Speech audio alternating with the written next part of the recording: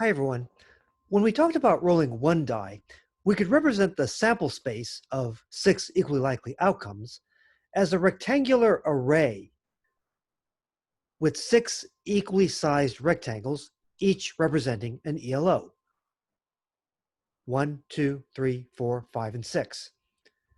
Now, if we're rolling two dice, what would be a good way of representing that sample space? If we roll two dice. Well, actually, it turns out to be better to distinguish between the two dice. If we call one of them, let's say, a red die, and the other one, let's say, a green die, maybe we color the dice. Or we roll the dice one by one. We have a first die and a second die. But it's not a good idea to just think of two white dice being thrown simultaneously. Then it's harder. Then it's a harder problem to figure out the probabilities. We roll two standard six-sided dice. Again, it turns out to be far more convenient if we distinguish between the dice. For example, color one die red and the other die green. By the way, one thing to think about, even though the red die has the six faces as equally likely, and the green die still has the six faces as equally likely, are dice totals equally likely? Is a 2 as likely as a 12 when it comes to the sum of the results on the two dice? If not, what are the least likely totals? What is the most likely total? So, once again, what would be the best way to represent the sample space for rolling two dice? One red, one green. Let's use a two-dimensional table. Our simple events here are not going to be simple numbers attached to rectangles, like the 3 for this or the 4 for that. Our simple events here are going to be ordered pairs of the form R comma G, where R is the result on the red die, and G is the result on the green die. So for example, the sample space consists of everything from 1 comma 1, where we have a 1 on red and a 1 on green. That corresponds to snake eyes, where a 1 appears on both dice. All the way up to 6 comma 6, which is boxcars, where a 6 appears on both dice. But in between, we might have results like these. For example, 1 comma 2. That means we have a 1 on red and a 2 on green. A 1 on red and a 2 on green. Now bear in mind, that's different from getting 2 comma 1. A 2 comma 1 is when you get a 2 on red and a 1 on green. This is one reason why it's better to think of two differently colored dice, or thinking about rolling the dice one by one. A 1 comma 2 outcome is different from a 2 comma 1 outcome. Both are equally likely though. In fact, when you think of all of the equally likely outcomes, there are 6 times 6 or 36 equally likely outcomes, each corresponding to the 36 ordered pairs that are implied to be in this table, from 1 comma 1 all the way over to 6 comma 6. 36 equally likely outcomes corresponding to 36 ordered pairs. Again, things like 1 comma 2 and 2 comma 1, these are different outcomes. 36 equally likely outcomes, each corresponding to an ordered pair. Order can matter. But these are equally likely outcomes. Each of these outcomes can happen with probability what? Well, for example, what is the probability of getting 4 comma 2, a 4 on red and a 2 on green? Well, how many of the 36 ELOs corresponds to a 4 comma 2? Just one. One ELO corresponds to the event over here. There is 36 total ELOs, so the probability is 1 over 36. Again, 4 comma 2 only applies to this outcome over here. 4 comma 2, a 4 on red and a 2 on green. It only corresponds to one position in this grid. But there are 36 total positions, 36 total ELOs, so the probability of getting a 4 on red and a 2 on green is going to be 1 over 36.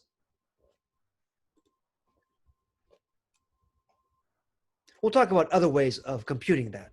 Notice that 1 over 36 is 1/6 times 1/6. That's not a coincidence. There's a rule for that.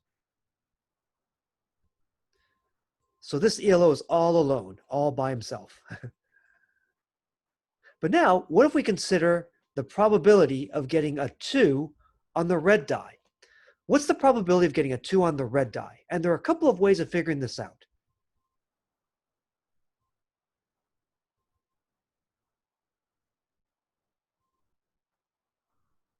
Well, one way to figure it out is noticing that when we get a 2 on red, that means that we're going to get maybe 2 comma 1.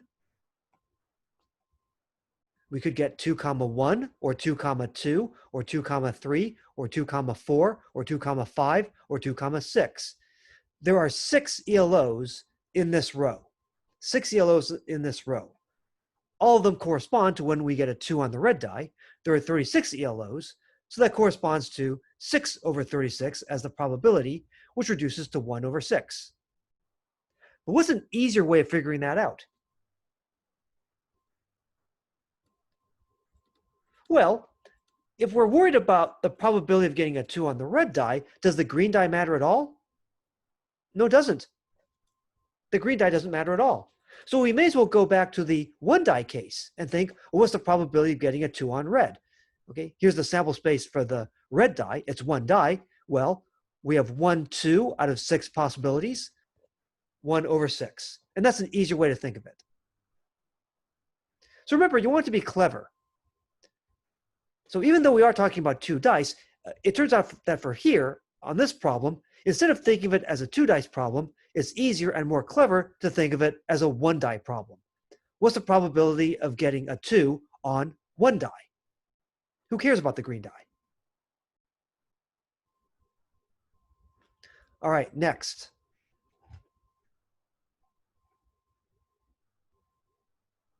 Again, how could you have answered this very quickly? Think of it as a 1 die problem. Now, what about this? We get doubles if both dice come up the same number. Like, for example, snake eyes, 1 comma 1, 1 comma 1, that's doubles. Also, boxcar, 6 comma 6. These are examples of doubles. What's the probability of getting doubles? Take a look at this grid. What is the probability of getting doubles? How many of these ordered pairs are going to be doubles?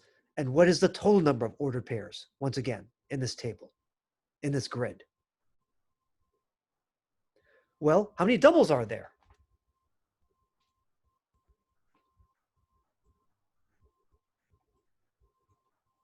We have 1 comma 1, we have 2 comma 2, 3 comma 3, 4 comma 4, 5 comma 5, and 6 comma 6 boxcars.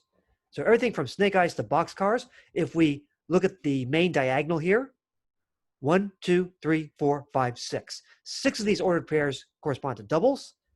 Over, how many ordered pairs do we have total in here? We have 36. So the probability is going to be 6 over 36, or 1 over 6. 1 over 6. Now, there's another way of figuring this out. The 1/6 might imply that there's a more clever way to think about this. And there is. Think about this. Assume that the red die is rolled first, and then the green die is rolled second. Let's reframe the problem. Whatever the red die comes up, whether it's a 1, a 2, a 3, a 4, a 5, or a 6, what's the probability that the green die is going to match the red die? That's when you get doubles, right? When the green die matches the red die, whatever the red die comes up. That's going to be 1/6. The probability that the green die matches the red die will be 1/6. That's exactly the probability of doubles. Let's think it through.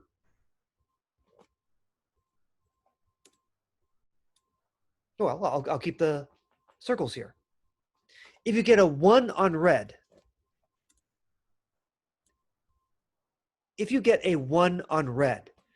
that means that you need a 1 on green in order to get doubles. Let's say you win if you get doubles. If you get a 1 on red, then to win, you must get a 1 on green. What's the probability you get a 1 on green? 1 out of 6. Think of it as a 1-die problem. If the red die comes up 2, well, to get doubles to win, you need the green die to come up 2. What's the probability of getting a 2 on green? Again, 1 out of 6. It's a 1-die problem. So whatever the red die comes up, could be a 3, could be a 4, and so forth. The green die, what's the probability the green die matches up? Like, for example, 4 and 4. What's the probability the green die matches up? Is going to be 1 out of 6, whatever the red die comes up. This thinking will help later on when we consider other probability problems. The probability that the green die matches the red die is 1/6, regardless of how the red die turned up. This kind of thinking will help us later on. And again, it's a more clever way of answering this question without having to go through a brute force and counting all the doubles cases.